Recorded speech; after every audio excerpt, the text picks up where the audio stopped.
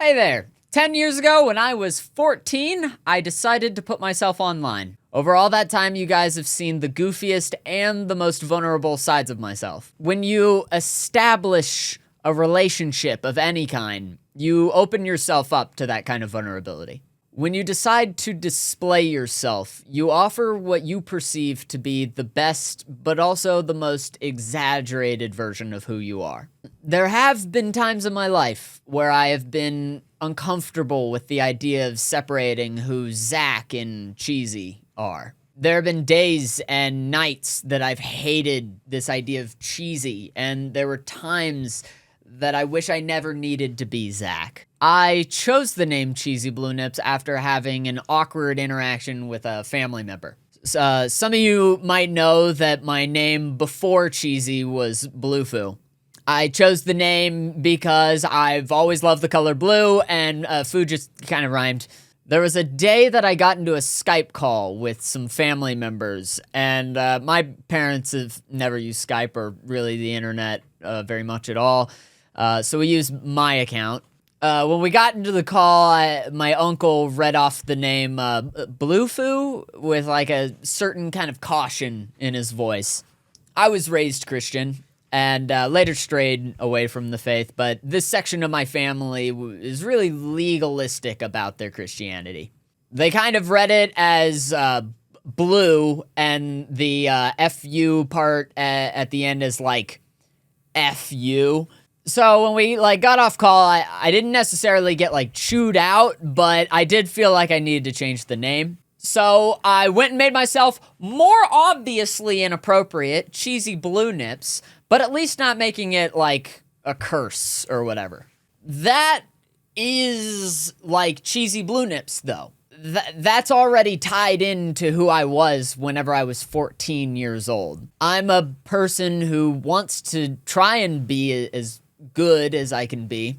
I try and often fail to be the best that I can be and not being afraid of criticism or change. I am also a person who mostly likes to not take myself or situations too seriously if I can help it, and I can really enjoy getting a reaction out of someone. There's dichotomy in that. Those two parts of myself don't always play too nice with each other. There's cognitive dissonance sometimes. That's a lot of fancy words, but it's important to me to say that CheesyBlueNips is only just the exaggerated self, and it's not a separate self. Last year, I said nothing positive about my 9th year on the internet, and I really regret that. It was Anthony, Chilled, who said to me that life comes at you in peaks and valleys. I've shown off my peaks, and I have grandstanded valleys, too.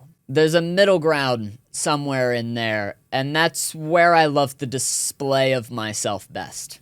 There is an uncomfortable lack of privacy that comes with doing this. I have also gotten the most rewarding connections and experiences of my life doing this. Your life experiences, good or bad, crystallize into who you are. There's nowhere you get to drop any of it off before you leave this life. And a lot of whatever success I've had, I can only attribute to being the right person in the right place at the right time. And that is about as preachy as I would like to get for this section of the video. I feel a considerable amount of gratitude to my friends, to their loyalty, but primarily their honesty and integrity, their moments of bravery, sensitivity, and kindness. I think these people are incredible. Their ability to create expressions of love and pure joy that feedback and erupt into other people and create this chemical reaction of positivity that just goes from person to person leaves me in awe. I know funny-ass motherfuckers. This is my dream come to life. I thank community, the sense of belonging that we create in one another. I thank forgiveness, whatever journey it needs to take. I thank video games. I thank art. I thank expression.